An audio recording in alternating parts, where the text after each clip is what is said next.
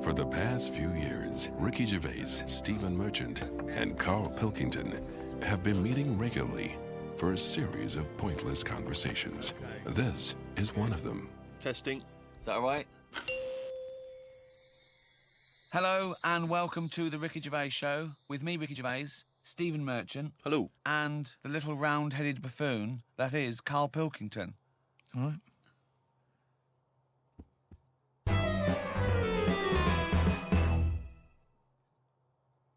Questions for Carl, just to sort of try and tap into his brain, see what's going on there. Yep. The questionnaire that is often featured at the end of the TV programme Inside the Actor's Studio.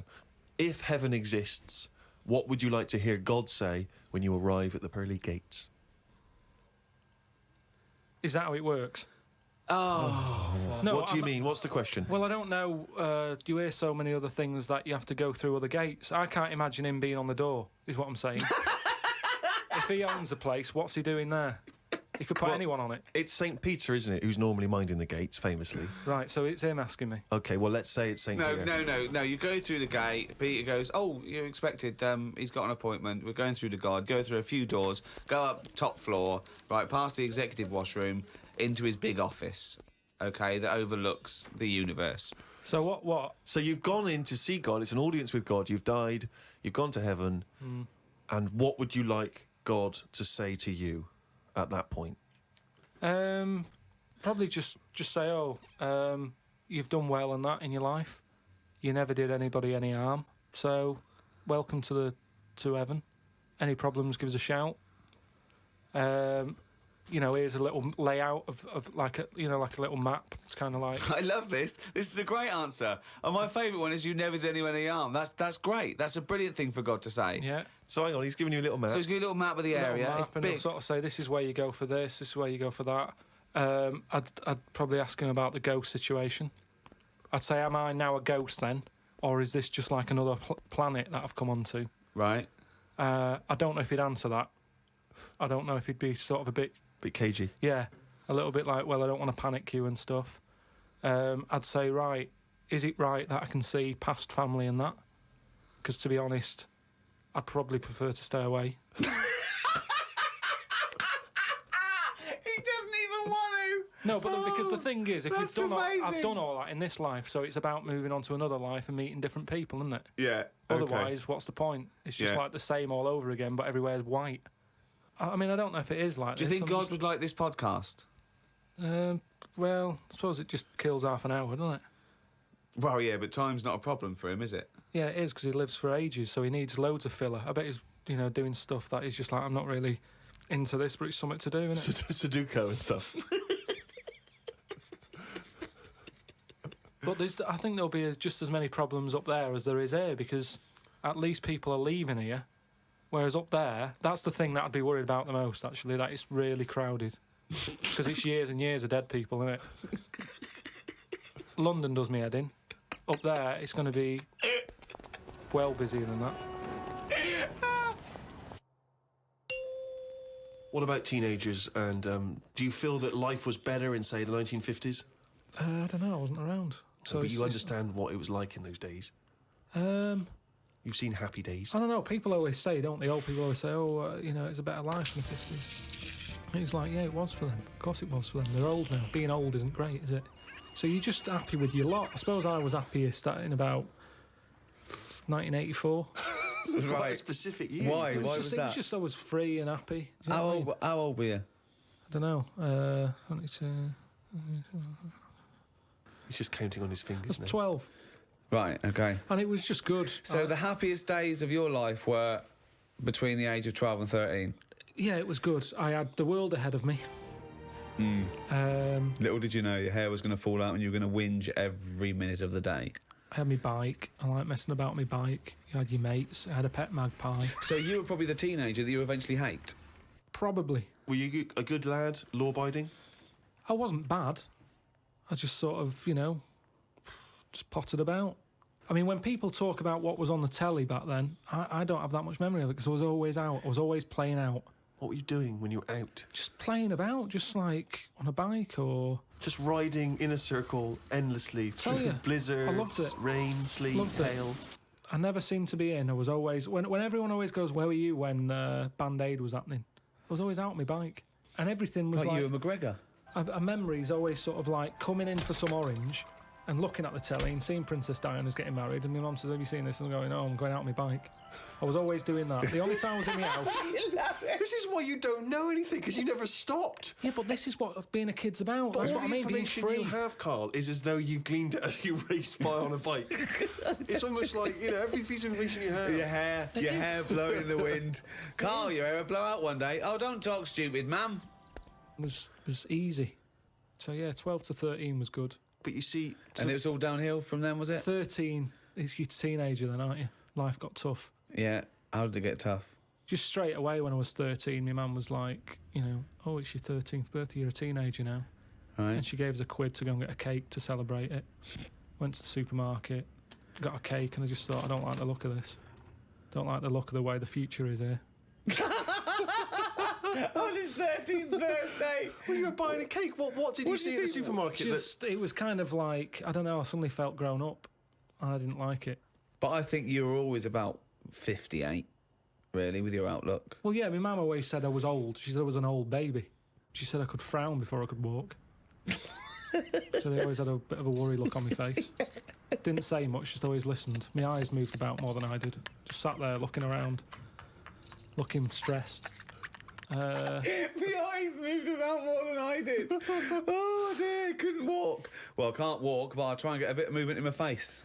It's a workout, a baby workout. Oh, babies, well, if you can't walk, what about your face? Let your face do the walking. It sounds like that horror film. It sounds like Pilkington's Baby. Yeah. Just you lying there in your cot. I didn't like all the stuff that's set up for you. Like, my mum tried to send me to, like, a nursery. I said, no, I'm not having this. Just like that. I said when I'm older and I've got to go, I'll go, but let's leave out this bit. And she said, all right. She was... I love the fact he could reason with her. I love him. He's 3 years old with a pipe. She's going, you're going to the nursery. She goes, I think not, Mum. I mean, kids don't play out, do they? Kids, you know, parents are scared to let the kids play out, and that's why the streets are dangerous now, because no one's playing out on the streets. Whereas when I was a kid, everyone was out on the streets. The streets were safer because there was more people knocking about. Right. Let the kids play out. It must be like a constant, like a Lowry painting, his front garden, do you know what I mean? Just loads of people just There was walking never around. any problems. I was sort of taken away by some fella. What? Who, Hang on a minute. Whoa. No, I was playing about in the garden. Yeah, But my dad's mate, Tony, yeah. he did tiling with him. He drove past and he saw me looking a bit fed up, so he just leant over, picked me up, took me to the pub. Now, the thing is, there wasn't panic. People weren't going, oh, God, where's Carl gone? He's out. Just How old were you? He's down the pub. Yeah, He's 4 years old, yeah. Well, he's only having a... He's down the pub with Tony, probably playing darts.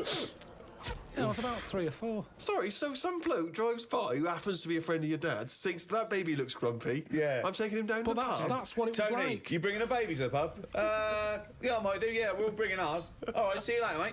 Well, that's what I'm saying. Whereas now they go, the baby's gone. There's a big full-on panic going Yeah, on. but I think it says more about your parents that they didn't do that. They looked out in the back garden and you were gone. Some bloke's driving off in a van. They're just going, oh, well, We rode down the pub. doesn't Princess Diana look lovely? This is absurd. So what happened when you got down the pub? I just was there for a bit, and then For a bit, just had a game of pool. then my dad came in. It was like, oh, there you are. Oh, there you are! I love that! Where's my baby? I'm just going to have a quick pint. Oh, there you are. All right, mate. So, yeah, I think things were better back then. Well, it's that time again. It's Carl's diary. Oh, what's he written today? Told Suzanne that I had read that we will have spoken to aliens by the year 2025. Ricky once told me that if a lion could speak English, it still couldn't have a good chat with us because its life is different to ours. If that's true, we've got no chance with an alien. I'd be worried that an alien could read my mind. I had that problem once years ago, when I worked in a studio making cassettes. Some mind-reading woman was having some cassettes made. She waited while I did them. She had a small dog. I knew she was trying to read my mind, so I just thought about the dog. I thought that would confuse her, because she wouldn't understand why I was thinking about her dog. That's amazing. Firstly, how did you know she was a mind-reading woman? Everybody who came in having cassettes done, you'd find out about what the job is. So, you know, if it's a band or whatever, it might be a police station needing blank cassettes to interview people. Yeah. And she had them to sort of use during a thing where they do mind reading and stuff. So Right. you get a recording of it. it. And she was just there and she was staring at me like that, just looking over. And the dog was sort of looking worried, and they pick up vibes, don't they? No. They do. And why was Were they looking? I'm not being funny. Were they looking at the roundness of your head? Do you No, think? they were just looking at me, and I was sort of panicking a bit. And the more that I was thinking she's reading my mind, I was thinking she knows that I know that she's reading my mind. So I just stopped thinking about her reading my mind. Thought about the dog What were you thinking about the dog? running about on the beach. He remembers what he was thinking. No, just so she thought, oh, hang on a minute, it's not his mind, it's the dog's mind I'm picking up. Oh, so you thought she'd go? Oh no, I'm getting it all tangled up. I've got a cross line here. I met up with my mate Laurie. He said he was in a pub at the weekend and saw a bloke whose hands were on the wrong arms. No! What do you mean? Well, he had his left hand on his right arm and the right hand on the left arm. I don't think this would be a problem if he's been like that from an early age. When I was in Ripley's in LA, I saw a bloke whose head was on back to front. That's more annoying, innit, than your hands. Innit? Now then, would you walk? How would you walk? Would you be walking backwards, Carl, so that you could walk? So you're basically walking forwards. I reckon I'd walk would- sideways so nobody would sort of tell the difference. It just looked like... Oh God! He solved it again. He's thought it through. Ah. Got home and read my magazine. There was a story about a baby that was born that looked like a frog. What magazine's this? that made the news, that was in a proper newspaper in the end. It didn't really have a neck or top half of its head. It would look all right if it always wore a scarf and a hat. The world would be a more interesting place if there were loads of different types of humans like there are creatures. Then some people would be good at certain jobs. Spider people, ant people, builders, cockroach people, dustbin men. Good idea, isn't it? I mean, Cockroach men, spider men, what are you talking about? Look at some insects, right? Yeah. They don't have machinery, yet they're getting by, aren't they? They have their lives like we do. They get up, they wander about, they collect food, they tidy up, they fix stuff, they make their own house. We can't do any of that. So what I'm saying is, why aren't we using them? Why are these cockroaches with all these powers and stuff powers. going about? It's all these powers. But how could we use them? How could we harness I just them? told you, dustbin men. Or whatever that No, person you mean. said that if they were also men, if they were cockroach men, we could use them. You've left a big bit out, but when that 1-inch cockroach becomes a 6-foot bloke wearing a jacket. It's just that we always use insects for like a bit of fun. You see flea circuses and all that, which is all very well, but I don't think it's getting the most out of them. Woke up at 9:55 a.m. Soon as I woke up, I looked at Suzanne and she looked at me. I said, "Did I tell you about the immune system?"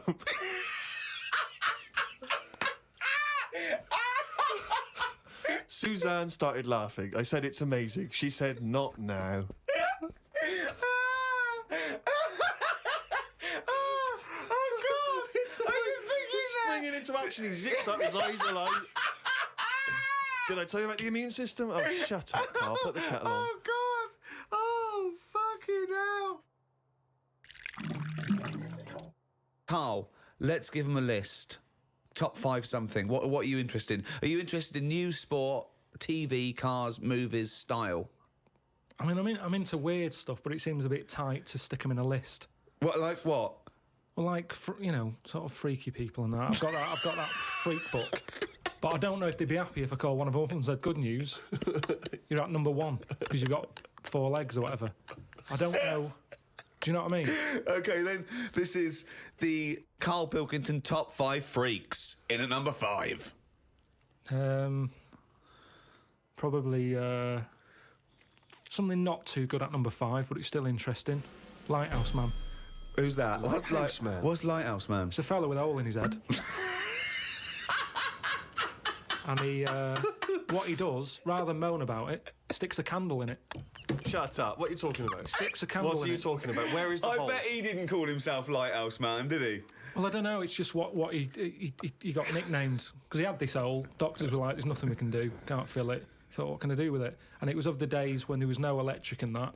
You had to walk about with a candle. Right. So hang on a minute. I can have both Got a hands little for candle you. holder here. Stuck a candle in it. He just got nicknamed the Lighthouse Man.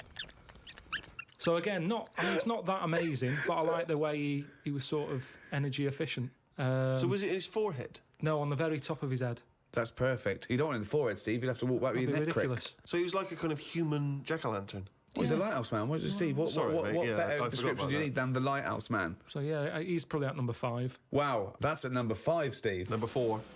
What about pig-faced woman of Manchester Square? Again, you're getting what it says on the tin there, aren't you? Right. And it's just this woman who had a face like a pig. And the rumour was Yeah. that it wasn't a woman. Someone said it was a pet bear and they'd shaved it. That's what that's what Was I've this heard someone? since. Was this someone you saw? Or No, that you no, just read about? this is going back. This is years ago. This is years and years ago. Yeah. When there was loads of like weird looking people. I mean, the fact that it's pig-faced woman of Manchester Square Yeah. says that there might have been one in Piccadilly Circus. yeah, whatever. So there was a lot more of them knocking about back then. Let's assume that it was a woman, and the first one, the lighthouse fellow, he's a human. Do you think people would object because of their disfigurement, deformity, like being called freaks? Do you think? Well, it gave them a purpose back then. See, if you were a freak years ago, there was work for you. You'd have these circus things. Now, if you've got a funny head, you're on the dole. Number 3. What about Elephant Man? Right. Stick him at number 3. He's Number 3. He's surely the most famous freak ever to have lived, isn't he? he's the one who got me into it. Right. Yeah. Sure. He's a sort of entry-level freak. Yeah. A gateway freak. Everyone is aware of him. If the Elephant Man still existed, right, and you got the opportunity to meet him, and you walked in, a couple of questions. 1, what would your first reaction be? And 2, what would you say to him? What would your first question be? How would I react? Well, I've sort of seen him enough now that it wouldn't shock me. So I don't even think I'd flinch. Okay. I mean, like I said when I first saw you, that was a bit weird. But now look, I can look at you. I don't double take or anything. What would I say to him though? What? I'd probably say, where do you get that at to fit you? He always had that on. Where do you get that from?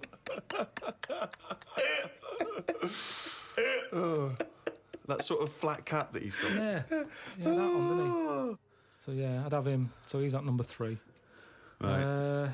Elephant Man number 3. I can't wait for Blimey, 2 and yeah. 1. Right. Okay. Number Well, I 2. know what my number 1 is. It's just number 2 now. I don't know his name, but there's a fella knocking about. Well, I don't think he's around anymore. But he had like a normal body. Looking at him, you'd go, "What's up with him? He's not a freak." Takes his undies off. Got 2 knobs. Right. Wow. Okay. I mean, there's nowhere to start. I Do you don't think know. he uses them alternately, like either wee out of this one, either wee out of that one, or does he just like spread the load so he's weeing out of both? I don't think he knows. What do I you think mean it's he doesn't sort of know? like a lucky dip. When he goes to a urinal, Yeah. he can have a little bet with himself. He's just like, I don't know what's going to happen here. So do you reckon he holds them Holds both them out? out, definitely. So he takes his trousers down because I mean, you know. Yeah, you can't use a Y front. Right. It'd be, Need more like a W front. Yeah. So he pops his kecks down there. I don't think it's that much of a problem. It's not like. Well, I don't know. I'd prefer that than Elephant Man's head. Well, of course you would. Well, that's what I'm saying. What if you had Elephant Man's knob? Yeah, but it didn't work like that, did it? That's the thing. They said he had the body of an elephant, but that's the only thing that wasn't of an elephant standard. His knob was normal. Whereas with this fella, it's the other way round. Everything normal. Take the pants off. Oh, well, what's going on here? But why would you ever take his pants off? No, I wouldn't. I'm just saying if... But why? I don't know why you'd be in a situation with this man with 2 knobs standing there with his pants on, and you go pop your pants off. You're not a doctor. No, say if I'm waiting in a cubicle and he's there. For what? Sorry, you're I'm waiting in the cubicle and he I'm comes waiting in. I'm waiting to have a wee at a cubicle.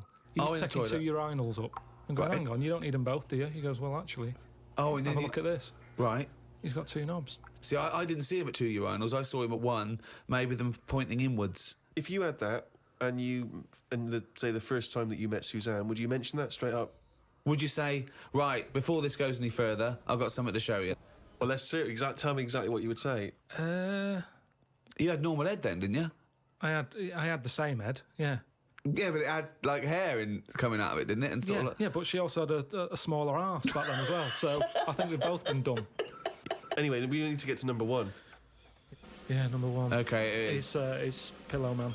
Oh, yeah. Pillow Man. Okay, now explain for those that don't know who he was. He's a fella with no arms and legs, just a head and a little body.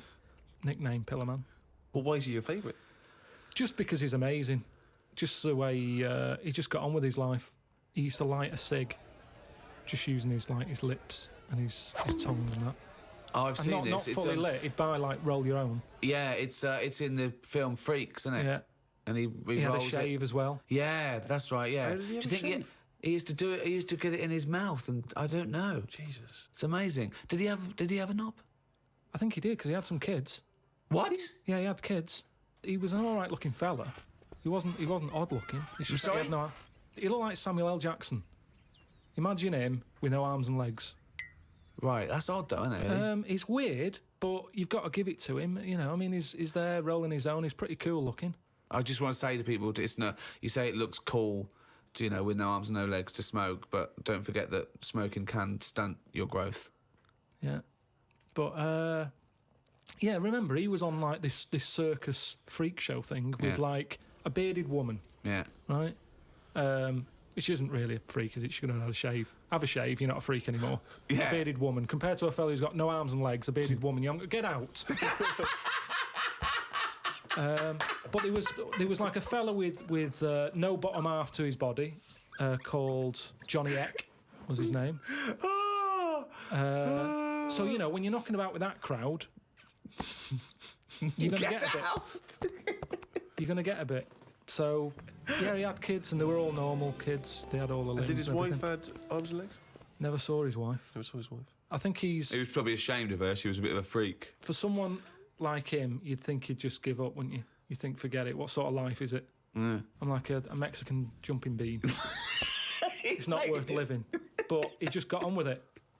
To have a shave, I don't even bother having a shave some days. No. Nor did the bearded lady. Lazy fucking bitch. So that's why I've put him at my number one position. It's just amazing, isn't it? The human, how whatever you dealt, some people just get on with it. Yeah. So yeah, the Pillow Man, or Draft Excluder, as I prefer to call him. There you go. Oh. Now, me and Steve are a couple of big shots. We do this for a laugh, but this is Carl Pilkington's only source of income. This is what you do now, isn't it? This is my full-time job, yeah. What do you think of that? It depresses me. Why? This isn't what I ever wanted. Because I haven't got a purpose, have I? I'm sat here talking about the Pillow Man. If it weren't for him, I'd have nothing to say. It just depresses me. That I just wish I had a job where I felt like I was needed. And I don't feel needed. It's not a proper job. We need you. We need you for money for old rope. I know, but this isn't. I wanted something that when you die and that, it's you get up to the gates, whatever, and they say, "What have you done?" And then I'm looking worried, thinking, "Is the Pillow Man about?"